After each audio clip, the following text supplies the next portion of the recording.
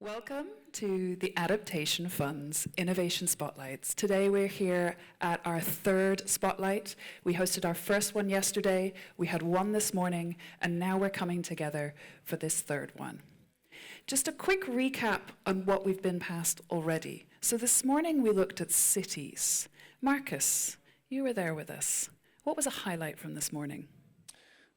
Thank you for asking, Eleanor. I think it was a really exciting showcase of cityscapes in the area of adaptation. I think that it was concluded that urban environments and cities, they really make out a hot spot for challenges. At the same time, they are really good ground to explore opportunities and transformative change through the actors present in cities. They need to solve things because there's no other choice than to try to adapt in these spaces. And we see the movement to urban areas and cities. So I think that was kind of encouraging. Challenging, but great space for, try to do transformative change and collaborate. Great, thank you, yeah. And now we're going to look at culture for innovation and adapting with warm data. So Saliha, can you tell us what warm data is? No. So, I have no idea. Does anyone know what warm data is? Hang on, we've had a Google. Do you know? Do you have the answer? So essentially, we're using the term warm data to look at the opposite to cold data. So we're not looking at numbers, we're not looking at figures, we're looking at people. And we're looking at the relationship between data and people, and how people and communities thrive. So that's what we're contextualizing warm data as today. Saliha, what's your hope for this session? Well, thank you, first of all, for explaining what this session is going to be about. Well, I really enjoyed learning a lot, I think, over the past 2 days, yesterday and today, about what innovation looks like in cities, in communities, the Indigenous perspectives on innovation. And today, I hope that we dig a little bit deeper into how the youth have a role in this. So I'm looking forward to voices of youth and the social side of innovation. Somebody earlier in one of the sessions mentioned how technology is not the answer, but it depends also on how you define technology. And at the Adaptation Fund, we're very interested in innovation that requires communities to reorganize themselves or to find themselves ways in working more efficiently to tackle a problem that's usually very dynamic in nature. So I'm hoping we'll learn a little bit more about how this is done. Fantastic. Well, let's kick off with someone who has had some support from the Adaptation Fund. We have Eli Romero with us. Eli, please come up and join me on the pre-stage here. So, Eli, you have been running a program. Grab a microphone there. Thank you so much, Saliha and Marcus. So, Eli, you've been running a program in Belize where the community have been working very closely with your organization. Tell us a little bit about how this goes. How are you combining those two? Good afternoon. Thank you very much for the invitation to Adaptation Fund and Future Conference. So we got this project called Enhancing through the Enhancing Direct Access Funding Modality, which has changed to locally led adaptation from the Adaptation Fund, which really looks at enhancing community resilience via transformative adaptation. And it's one of those projects whereby we work very closely with the community to develop some on-granting sub-projects under a larger project. So we work very closely with the community to develop these smaller sub-projects. The first one, we really look at watershed management, and we are really looking at voluntary community protected areas or conservation areas. So that's where the community comes together in better managing their watersheds through voluntary conservation areas. So that's a new concept for Belize, because often we have a whole network of protected areas across the country, but they're managed through a NGO or a community-based organization or the government of Belize. Having a model where the community takes initiatives and leads that process is new. And I think that's the innovative part of that process of working with the community in them taking that lead. The second part is looking at fire management and how the community comes together to establish community-based fire brigades. The community are often, especially rural communities, are impacted by wildfires in Belize, especially in some of the most arid areas. And they don't have the capacity to fight wildfires.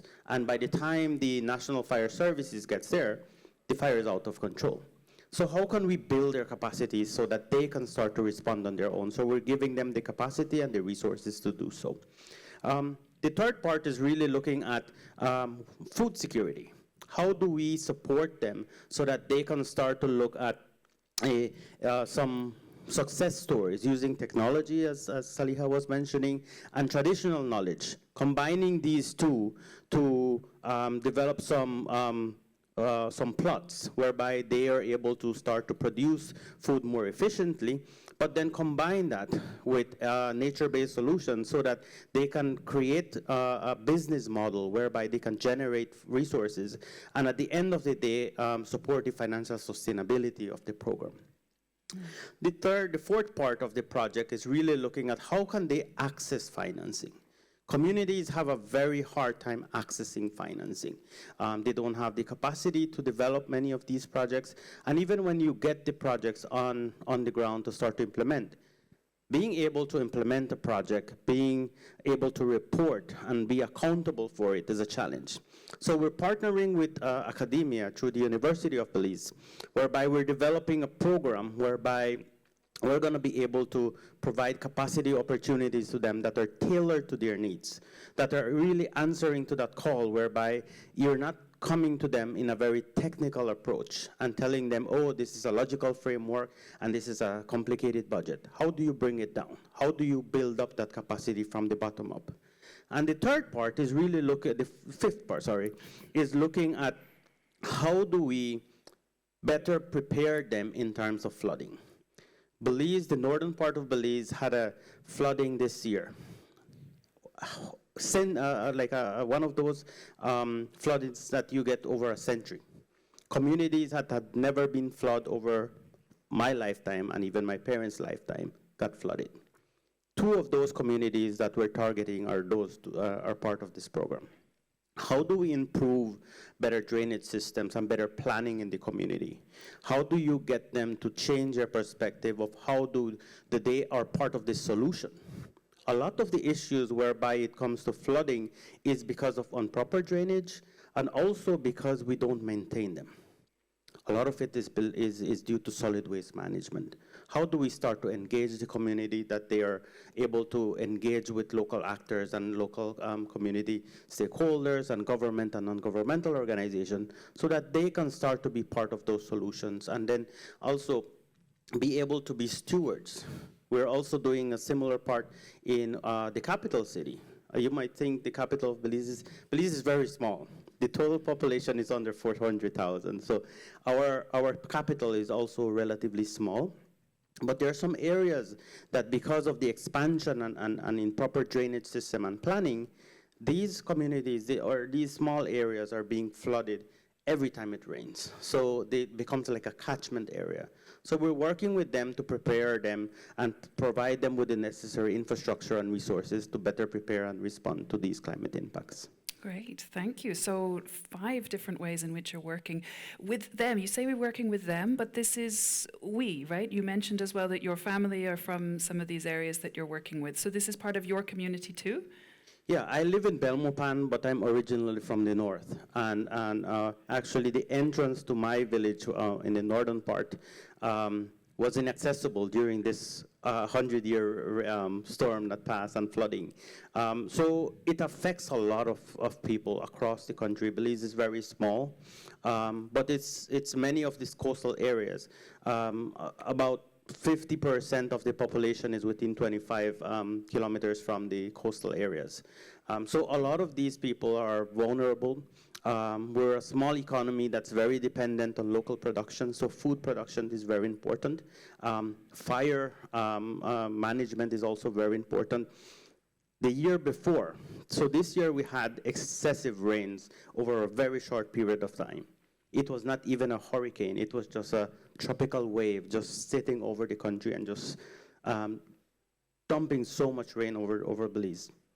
The year before, it was drought and fire. The southern part of Belize that is normally always getting so much rain, it's the part that gets the most rain in Belize, was dry. This is where the indigenous groups of the Mayan communities are. They grow a lot of cacao that is used for chocolate. Their fields were devastated. Many of them, they lost everything. So how is it that we're preparing them? So this is a pilot that we're working on. So we're targeted in some specific communities, but we're already thinking of how can we scale up these opportunities. A lot of the capacity building, we're creating the foundation so that these can be replicated in other communities, both from the flooding and fire management perspective and livelihoods. Great. So this is what we like to hear as well, that we're putting down the groundwork so then we can scale from there upwards as well. Thank you so much, Eli. That's given us a wonderful insight into what you're doing, but also in terms of how to work with communities. Thank you. Thank you. So next I'm going to call up to the stage Sarah Connors and Vladislav Arnonov. Please come up to the front, join me. Here are your microphones. You can take some seats, why not? There you go. Come on up to the seats, yes. So we've heard a little bit of on-the-ground action from Eli in terms of really what he's been working on and what's been going on in Belize and through PACT. So Sarah, tell me a little bit about how you're bringing data to communities. So broaden us out a little bit. What are you doing in terms of enabling communities to work with data and to understand the changes that they can enact? So, can everyone hear me okay? Is the mic okay? Yeah, good, hi. So, hi everyone. My name is Sarah Connors, so I work at the European Space Agency. Maybe I'll just start by saying like what the team does and give some context. So, you think of Space Agency, you think, oh, what's that got to do with climate or adaptation? So, many of the Space Agency, we launch a lot of satellites out that monitor the Earth. It's not just always like looking out to space and looking out to other planets. It's also looking at our planet Earth and having a look at what's going on there. And there was this development of an initiative to try and understand what would be the essential climate variables that we would have to monitor to understand how climate is changing and how it's impacting our Earth. And if we monitor these variables, we'll know what's happening, what's going on. And so this organization set up a list of them. There's 55 essential climate variables. And we did an assessment. We found out that 2/3 of those can be monitored from space. And so there was this huge initiative at the European Space Agency to try and use satellite data to understand those 2/3 of the essential climate variables, of how that's changing over the world.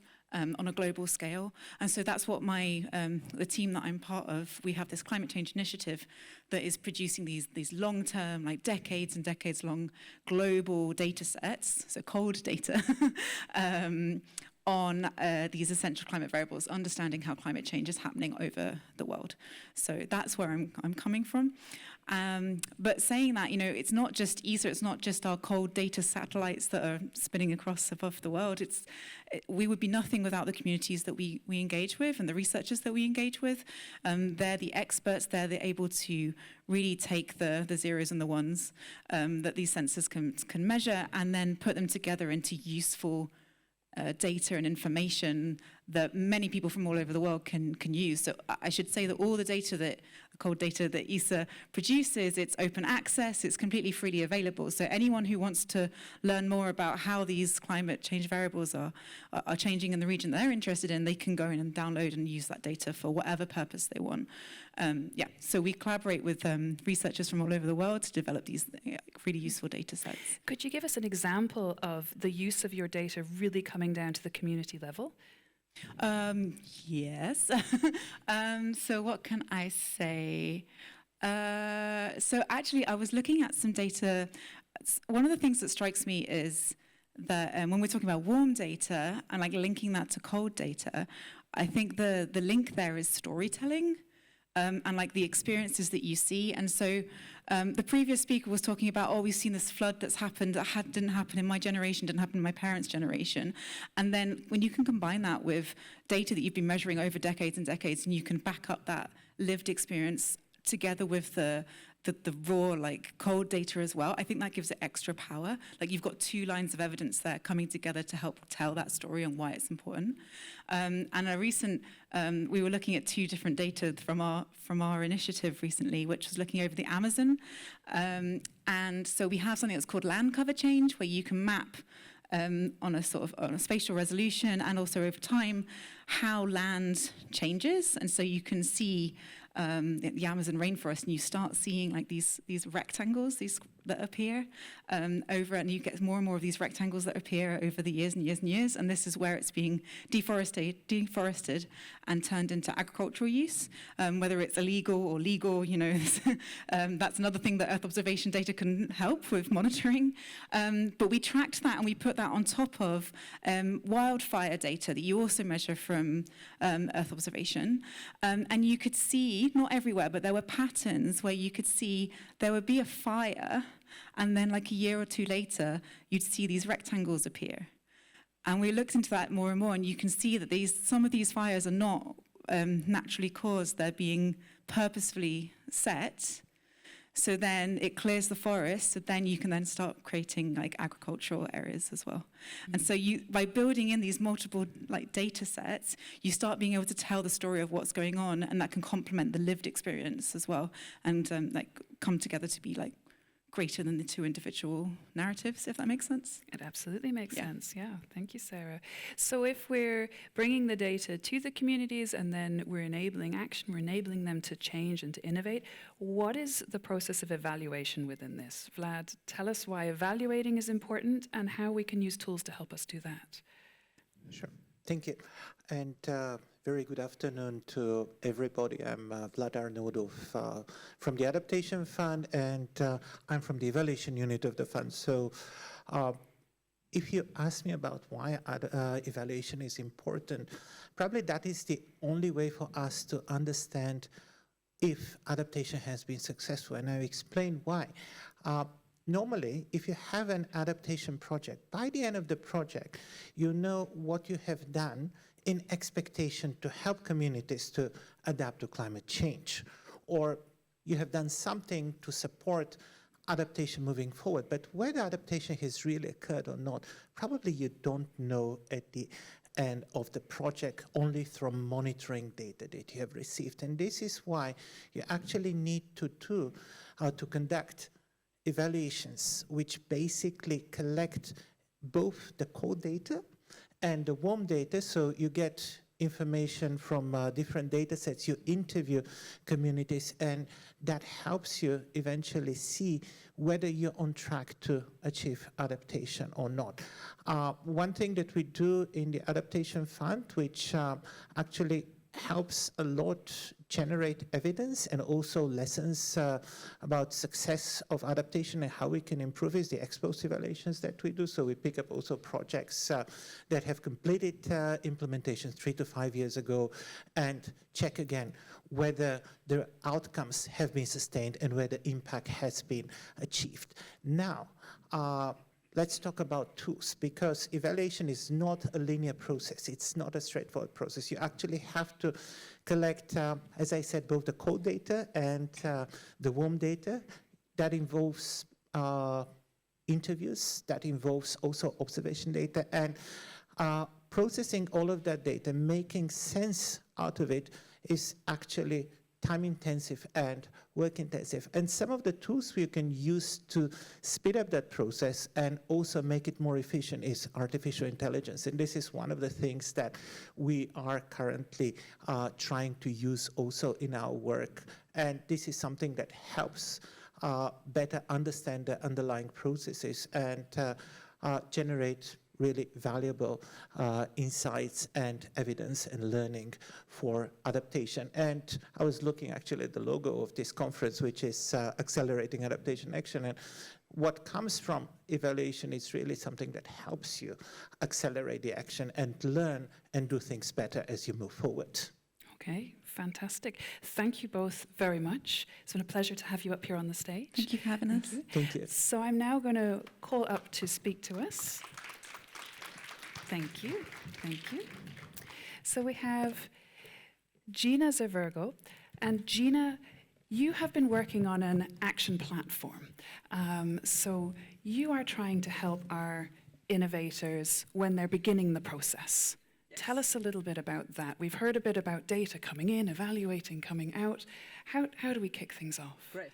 So one of the things we've noticed is that, of course, in the adaptation field, a lot of adaptation is innovative because we're responding to new climate risks. But we can also learn a lot from the field of social innovation that is quite well established. And I actually did a review with a colleague on how social innovation has been used in the adaptation field in the literature. And it's quite surprising how limited it has been. So it's growing in use, and of course the literature doesn't capture everything because we know a lot is happening on the ground. But one of the things that we've noticed is that there are a lot of competitions for innovators and they've developed good ideas, but there's less support for developing the idea with multiple perspectives. And really, when we talk about valuing diverse perspectives and local needs, we need to bring in those perspectives. And if you're in the innovation entrepreneurial space, sometimes you don't have the resources to do that. And the other thing we feel is very important is to link that to research that's happening across the spectrum. And so we feel that entrepreneurs and innovators should be able to link to the university systems to access the research network. So that's something we're taking forward, and essentially we've had a pilot year where we've had 4 teams take forward innovation using Design Sprint and trying to support them through these diverse groups. So this comes to the warm data because we really are bringing people together from different backgrounds who have a common concern around a challenge, and then they try and develop a solution. And so essentially now going forward at the University of Cape Town, we're trying to develop what we're calling CILAB, the Climate Action Innovation Lab, where we can have more of these teams come through. Hopefully we can raise some finance to support them in these early stages of innovation and then in the later stages of piloting, testing, and scaling up the innovations for adaptation for public good. Fantastic. Can you give us an example of one of those teams that have come through already? Sure. What's the challenge they've been working on and how have they used this process? Great. So one of the teams was a small NGO working in urban settlements on farming, and they initially thought their challenge was to help farmers to improve their farming and their techniques. What they realized at the end of the sprint, when they brought together a diverse team, was that they actually needed to support farmers in accessing markets and in some of the skills beyond farming of how to store things, how to approach supermarkets, etc., so that they could get their produce sold. But one of the challenges was we didn't have resources to take it forward long term, so some of this work has not continued as we would like. So there's a lot of learning, and we can see that support is needed for these kinds of processes beyond a short-term time horizon. So will you be innovating your own innovation framework? Absolutely. And we're looking for partners and we're wanting to reflect, and we're working with, it's called the Bertha School of Social Innovation at the university. So they have experience in social innovation and social entrepreneurship, and with the design school, but we really are looking for partners as well who've done this type of innovative work because I think many of us in this adaptation field realize that we have to collaborate and learn from other fields together. Fantastic. Thank you so much, Gina. Thank you. We're going to take a momentary pause in the room. You've heard a number of speakers, so I'd love for you just to turn to a person next to you and tell them something that you've heard that was interesting. Just to the person next to you.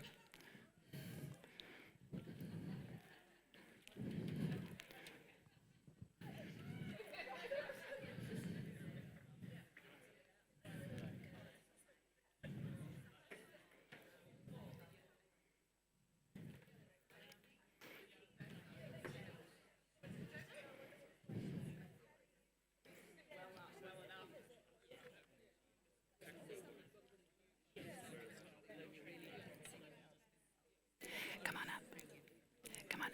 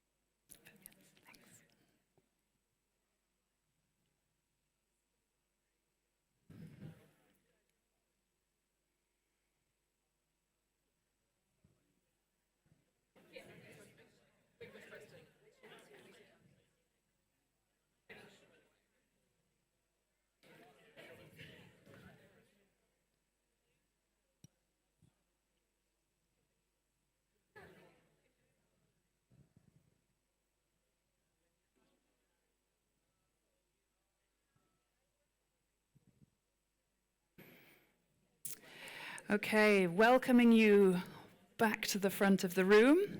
I hope you had a nice pause, a moment to think. And during that time, we've shifted across from thinking about community towards beginning to think more about really the younger people within our community.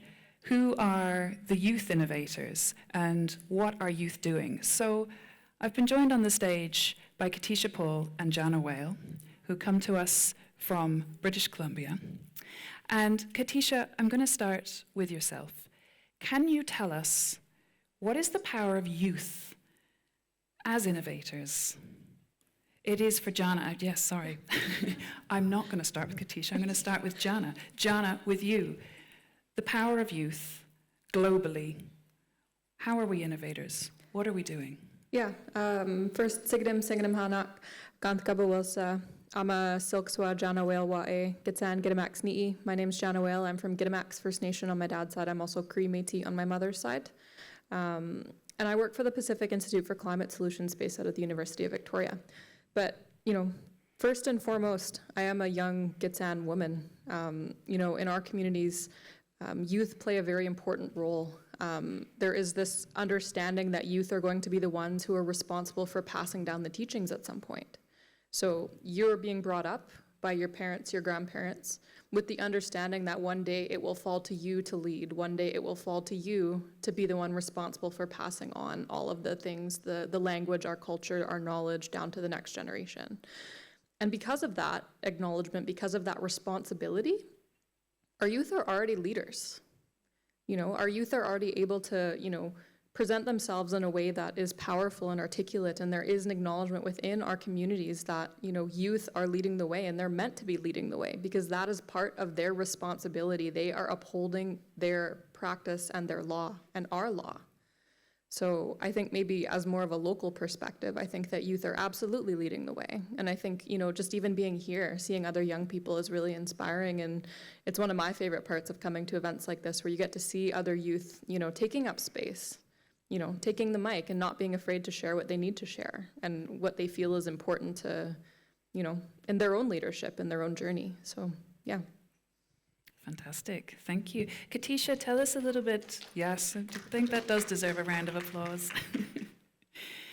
Katisha, tell us a little bit about what you've been doing on the ground. Looking at the ground. Square and the pits up Yapo the cooks sauce, Trinithan at Zart lips, Dalium swimmer still kite, Sap got homoch mistimoch. My name is Katisha Paul, Tsep Yapowit and Quilksha sauce. It means little angel. I'm happy to be here. I'm thankful for those providing us the food. I'm thankful for those who are allowing us here onto these lands to transfer knowledge.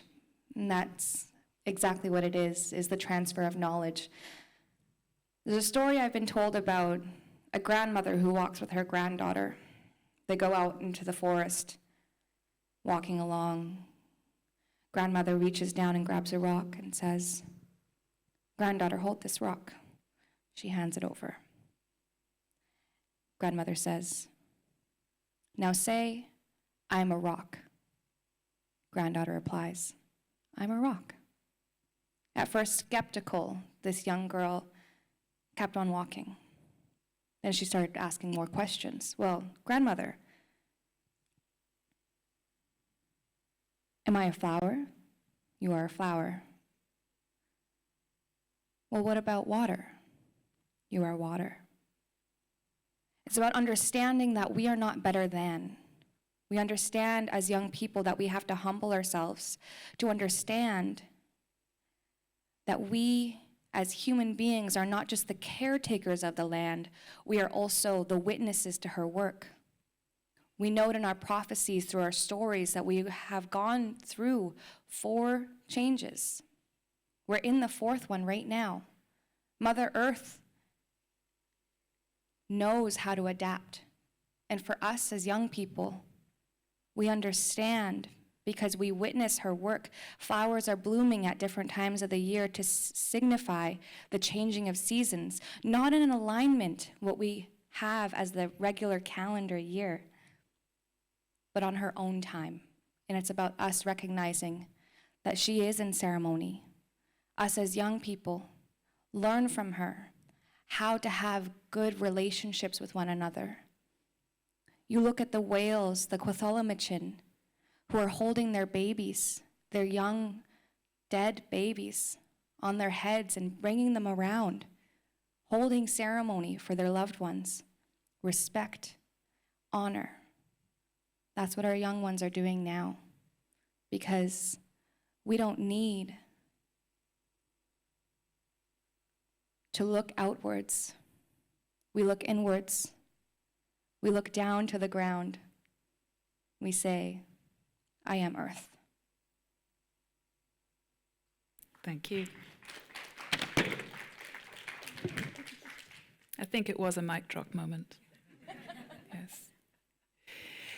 So for each of you, just maybe in one sentence to pull this together, what really, and you've kind of encapsulated already, but what would really be your hope for the future? But having come to this conference, what do you hope to take from this forward with you?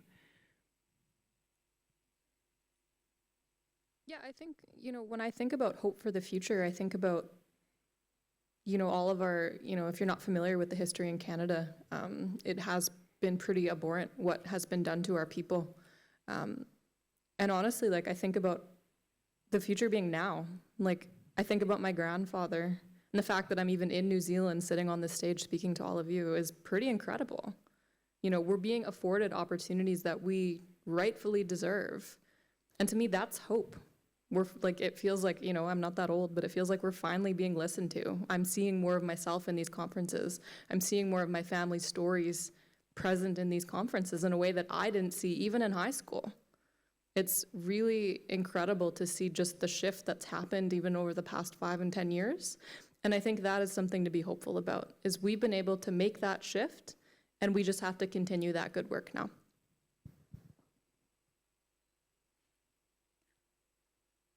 As we move forward in these relationships that we're building and transforming into new ways of seeing, we have to understand in these partnerships that we're gathering that consultation is not consent. We also have to understand and take with us that while colonization and assimilation has caused intergenerational trauma, we as the young ones understand that we're moving past that and moving into a time celebrating intergenerational excellence. Thank you. Thank you both. It's been a pleasure to have you.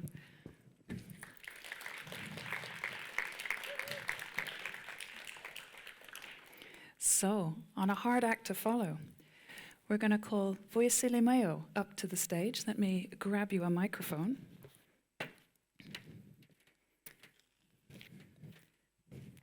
So we're going on a little journey, and we've started that journey in Canada, and we're now going to traverse through South Africa, and then we're going to come to right here where we are in New Zealand. So Voisili, tell me a little about what you've been doing with youth in South Africa. What have they been leading? What have they been developing? Okay, thank you so much for the opportunity. So the youth that we are seeing there are part of a big project that we are doing, that is the Hubvia project, where we are looking at the effects of extreme heat in these low-income communities, just to see how best we can deal with the effects of extreme heat for their health, mainly. So these youths, they will have their own organization called BIP, which is in Philippi and Dripsens. These are informal communities in Cape Town. So when they saw this, they were like, how best can we do this? So, but we couldn't incorporate them into the big Hubvia project. So they said, we'd like to take this over by ourselves. What are you doing? That is when I then came in, because I'm the one who is the social scientist for the project, making sure that the roofs are painted white with this specially heat-reflective paint. So because of the nature of the Hubvia project, which is well-funded by the Wellcome Trust, they do not have the same privilege as the youth there, and the avenues are not there. So they said, how best can you do this? They organized themselves as youth in their program. Instead of using the special heat reflective paint that we are using for the Hubvia project, they decided to just go to the nearest hardware stores, get the roof paint, which is white, which does not have the same properties with the one that is on the Hubvia project, but still it serves the purpose. So that is when they then came in and said, okay, how best can we do this? That is when I then came in and said, oh, we didn't know that this affects us, and how does it affect our health, even our educational performance and all these things. So I'm like, okay, it's fine, let's go on this journey with them. That is when we started doing this project. So for them, being school-going children, they couldn't just get in there without any knowledge because they had to go on top of their roofs. I wanted them to own the project. It has to be theirs. They need to make sure that whenever we're gone, the sustainability of the project and all those things are maintained and all that. So as you can see on some of those pictures there, the first one that is down there, I then sat down with them and said, okay, how best can we do this? We started having these climate literacy sessions of like, okay, this is the effects of extreme heat, this is how it's affecting you, and they confirmed for sure that, yeah, we feel this, but we really didn't think about it because these are informal communities. Instead of thinking about extreme heat, they'd rather think of the next meal. What exactly am I eating? So this extreme heat, for me, it came something like as a slow violence kind of thing, that it can be ignored, but in the long run, it might affect them. So they really appreciated that. Then they managed to buy their own paint in a local hardware store. Then I did the training together, saying, okay, this is how you prepare your roof, this is how you paint it. But for you to see the effect, as you can see again there, we put the heat monitoring devices to just see. So they had a before and an after, just to make sure that is it working or it's not working. So their data before, when they're measuring indoor temperatures in their shacks, then they also measured that after painting. And it was awesome because there was an average of 3 to 4 degrees temperature drop, and they confirmed that, yeah, right now we can, even if it's too hot, instead of us going into these trees or going into these other areas, because these are also not safe spaces for them to just go around. And most of them, as you can see, they are young girls, and there's serious things going on there. They cannot just gallivant and do all these things. So now I can sit in my house. Instead of me walking a long distance to go and find a proper space to study, I can study in my house. And we confirmed also with the teachers there that they're saying, okay, this project that you're doing right now is actually doing wonders. These children that you're working with, actually their performance and even their focus in school, it has actually changed. And they're actually looking forward to making sure that they take the project further. Fantastic. So one of the things I'm hearing from you there is that when you put the project into the hands of young people, they made it cheaper, they took it further, they did it faster. Yes, because now it's their project, and these communities, maybe just as a matter of context, these are communities where even if you have a very good project, you cannot just get in and do whatever you want to do.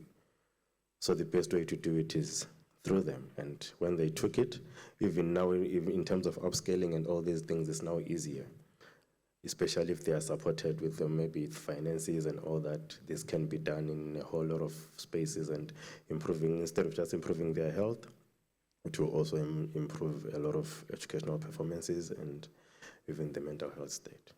Fantastic. Thank you so much. Thank you. So now we're going to fill the stage. We're going to start filling it from the North Island downwards. So we're going to start with Jeff, Marlowe, and Carter. And while they make their way up, we're also going to add to the other 3 chairs, Paul, Tarora, and Zabil. Please come on up. Paul, why don't you take a microphone as you go? Don't be shy.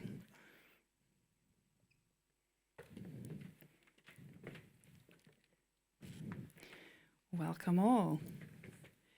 Thank you so. I'll go over this side. I'm on the wrong side. I'm sorry. There we go. Fantastic. We're in. There's only 2 microphones, so you're going to have to share. I apologize. We're going to start right over on the far side. Paul, where are you from? I'm based on the west coast of New Zealand, so I'm in Westport. Okay. Ground us a little bit more in Westport. What's Westport like for those of us who are not from here? So beautiful, isolated community, about 4.5 hours away from here. Probably some of the most beautiful roads in the country, and the only way in and out is through those beautiful roads. Okay, fantastic. And what are the challenges faced by Westport? Many and varied. So we've had a pretty rough time in the last couple of years. We had back-to-back significant flooding events in Westport, which affected about 25% of the houses.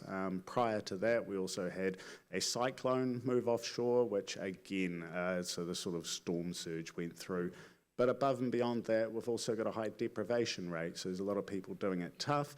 And historically, we've sort of had boom and bust cycles as well with some of the big industries that we've had in the district. So a few problems that we're working on. Okay, and you're working on them. So how are you innovating? What are you doing? So when we first started the project in response to the flooding, we've undertaken a really holistic planning exercise.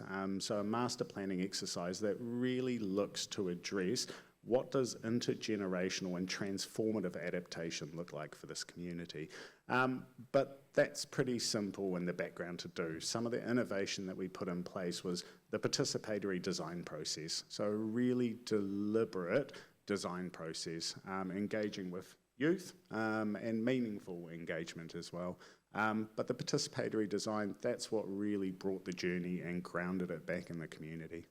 Okay, you've pointed across to youth.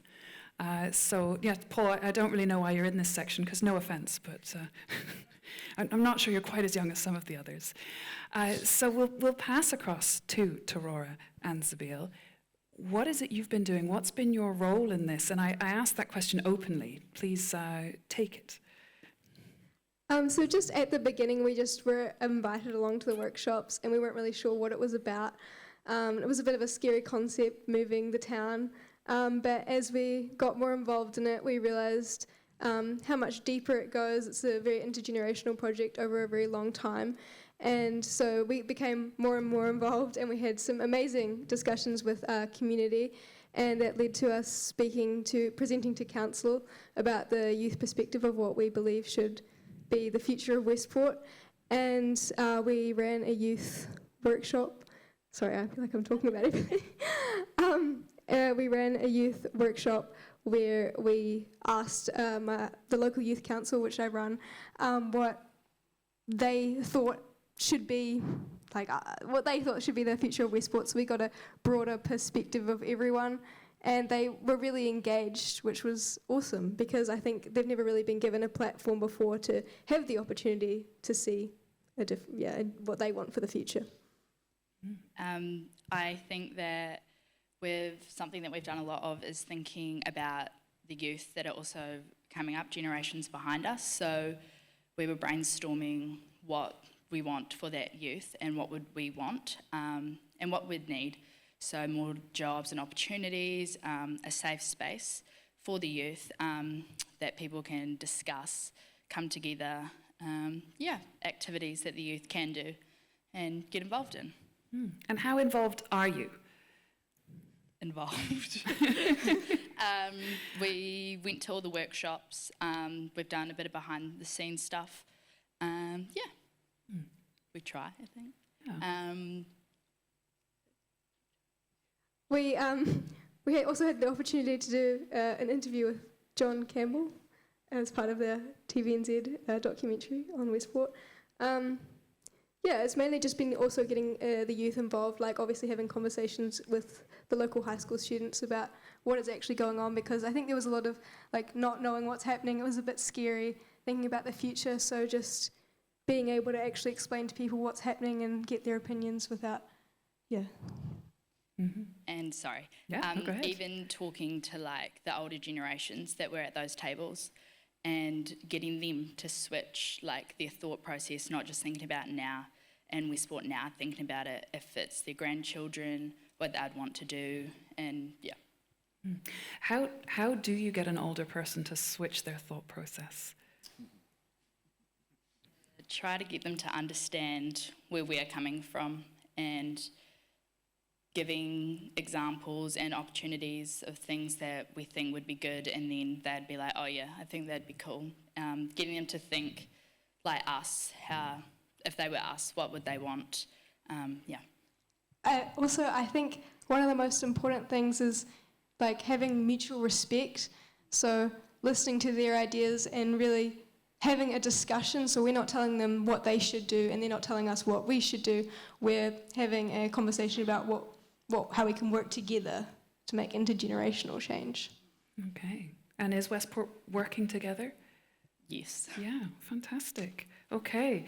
Well, our other interloper on stage, Jeff, also not quite upholding youth there, but thank you for joining us. Jeff, can you tell us a little bit about what you've been doing with your project?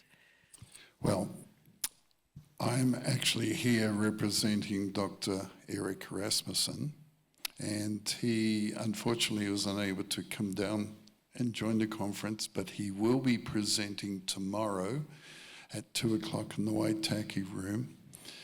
Dr. Rasmussen is the research director for the Kwajalein Atoll Sustainability Lab, and he wanted our students to have the opportunity to talk about something which he is helping champion across the Pacific, and that is our program called TOCUS. So myself, I teach at Rossmany College, and I'm very fortunate to have the opportunity to work with a large number of students who are connected with, there's the colours, that are connected with students across different parts of the world working on projects related to climate change within the physical, social, and Indigenous environments. So I'm going to get off this and make sure that the students, that's their voice. Hi, I'm Carter, and I'm a Year 10 or Grade 9 student at Rossmany College, and I'm part of the TOCUS project. So for the past 3 years, I've been working with people in Punta Arenas, Chile, and we've been looking at plastics and microplastics in our environment. So I'll give you an example. Last year, we were looking at the flow of plastic inside our school. We were looking at how plastic got into the school, what happened to it inside the school, and what happened when it left the school. And we ran a collection where we got all the plastic from one day of school, and we sorted it and put it into groups, and then we found what types were the most common and where they were coming from. And this year we've been looking at microplastics in sand, and we've been looking at different, what's the word for it? Places on the beach, the like offshore, low tide and high tide, and up on the dry sand. And we're looking at how, what is the word? Sorry, I've lost it, but how common that is in the sand. Yeah, perfect. And at the end of the year, in about November, December, we're going to be presenting our findings with Chile in the TOCUS Symposium, which is basically a giant presentation of all 40 groups in TOCUS. They will be presenting their findings from throughout the whole year. And all the groups will share, you can, they'll be sharing videos or slideshows of what they've found, and they'll be relating it to their partner groups in other countries. So how many countries are involved? 40 projects across how many countries? We've currently got 15 countries around the world. Fantastic. And we're trying to get, our focus is countries in the Pacific region, because sometimes they're often underrepresented. Okay, and because the Pacific is the ocean that connects you with TOCUS, right? Fantastic, thank you, Carter. So Marlo, we've just been hearing a bit about one of the projects that's running. Can you tell us a little bit about the broader picture? Why is it important to work internationally in this way and for it to be brought into your school curriculum? Yeah, well, thank you so much for the question, and thank you all for letting us speak in front of you this afternoon.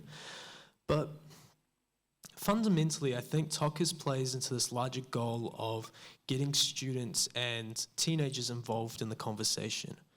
Not necessarily because they may be able to do more than other academic leaders within that community, but just to get them involved and to get them thinking about the future we have in front of us.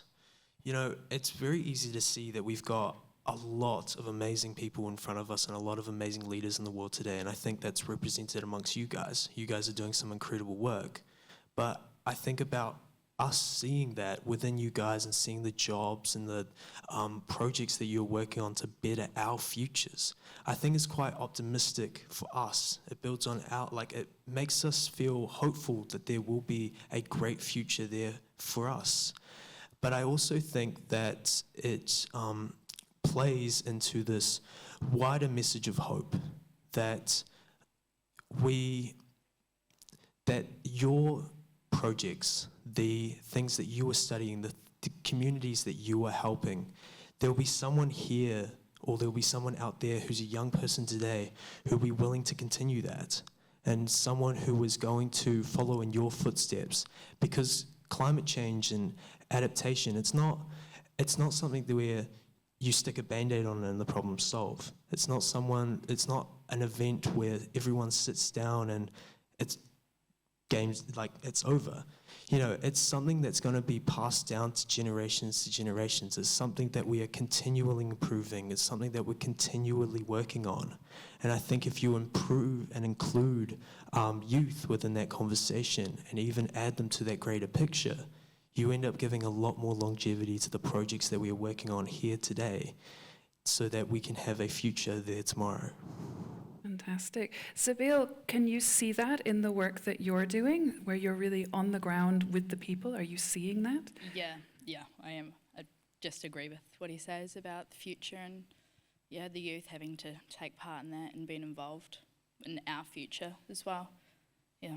Yeah, and Tarora, tell us a little bit about how, in terms of, so here we have a project that's running really internationally, and you're working on a project that's working very locally. So what's the different leadership skills that you see there? I would say working on a local level, it's a lot more like personal. It's a lot more about like building connections. Everyone we work with is very like closely interlinked. Yeah, I'm not really sure what to say. But yeah, I would just say it's just about building connections, really. Yeah. Which is more important, local or global? I think they work together, you know, like working locally, we can set an example of what we can do globally. It has to be done somewhere to start on a global scale, so we can be the first, you know? Correct answer, Aurora. Well done. Thank you so much. And just back to yourselves, Marlo and Carta, just tell us a little bit more about when you're working across the Pacific and with all of these other innovators, scientists, youth that you're working with, how do they inspire you? Okay. That's a good question. And I think maybe even adding to what you guys were saying earlier is like, when you see, you know, it's a big world out there, and you can often get lost looking out there, and you look out over the oceans and you're looking out over the Pacific and there's a lot going on. But I think when you see these communities within these Pacific nations, whether that be small or large, you know, everyone is making a difference. Everyone is making an impact. And when you're looking at these small communities that are banding together to fight against a problem or solve it, and working together to ensure that, you know, their people and their histories remain, I think that's quite powerful. And I think what it does for us is it inspires more of us to want to help out, because ultimately, you know, as you said before, the ocean that connects us, we're all in this together. And I think if we're able to appreciate that we're having problems here, but there are also people that are struggling over there, we're able to unify those ideas and those problems and solutions together and create a solution that incorporates us all. Yeah. Mm-hmm. Yeah, it's quite inspiring to see that. I use my group as an example. When we first started talking to them about 2 to 3 years ago, they were very different. They barely spoke any English, and throughout the years, we've been getting to know them a lot more. They speak English fine now, and it's quite inspiring to see how much they change. And how much have you changed? Yeah, I have, like, it's helped. TOCUS has helped me understand different cultures more, because they live quite a different lifestyle to us, being from that cold bottom of Chile. They do everything quite differently, and it's kind of opened my eyes to see, like, how everyone else does things, I guess I could say. Yeah. I'd just like to add here, TOCUS came about because we saw something. 3 years ago, I attended a conference of the Centers for Asian Pacific Excellence, and the University of Otago was running a program called Winds of Change. They were putting together postgrads, Chile, New Zealand, to work together on climate change. Unfortunately, they've lost their funding, but I told Chris, who set up that program, hey, this will work at our level too. So we're continuing to fight that, the battle of time differences, misunderstandings,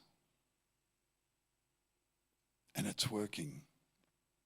And so every time we go to a conference, if we can take one little nugget home and put it into place, it will bear fruit.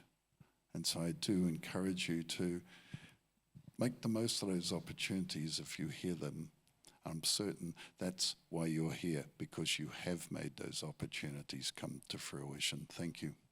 Thank you. And Paul, one last point to you. Is this intergenerational connection going to work? Is Westport going to adapt? Are you going to survive? After what I've seen from the youth leadership over the last 2.5 years, I have zero doubt. Fantastic. Oh, yes, Seville. Just something else that I want to add in about like youth leadership is I think we often like all get caught up in the idea of just doing it and getting it done. Where I think, like as Torawa was saying before, like connection, and especially in our small town, is huge. Like just making sure everyone's on board, everyone understands, and having that sense of belonging is also huge. And identity with that in our town, I think, is something that's important. And I think that as youth, we really value that. And yeah, I think here in this forum as well, when we think about adapting to climate change, we don't just want projects that happen and drop and are done, but this idea to have real longevity with things. So thank you so much to everyone who's on stage. It's been a pleasure to hear from you. So we now come back into the room, and it's time, you can stay there for a moment, it's time for us to move into our engagement. So if you've been listening online, then this is time that we say goodbye to you. Thank you so much for joining us, and we do have our next spotlight tomorrow morning. Please return for that. If you are in the room, we have 2 fantastic engagements for you now. So one engagement will be at the front of the room, and the other engagement will be at the back of the room. So if you cast your eyes to the back of the room here to the side, you can see some beautiful trees have gone up on the wall. And we have Mariski and Paul. If you'd like to stand, wave, make yourselves, thank you so much. They are going to lead you through an exercise using these wonderful trees to think about how we help behavior change, how we help people to move into adaptation. So really bringing through some of the ideas we've been talking about. And if you want to stay at the front of the room, you're going to go into a taster of some of the participatory methods that you've been hearing about from Torora and Zabil, supported also by Helen Kerr. Helen, give us a wave so they know you're there. So now is your opportunity to stand up and to decide if you would like to work with our beautiful colored trees or if you'd like to come to the front. Thank you so much. Thank you, everyone.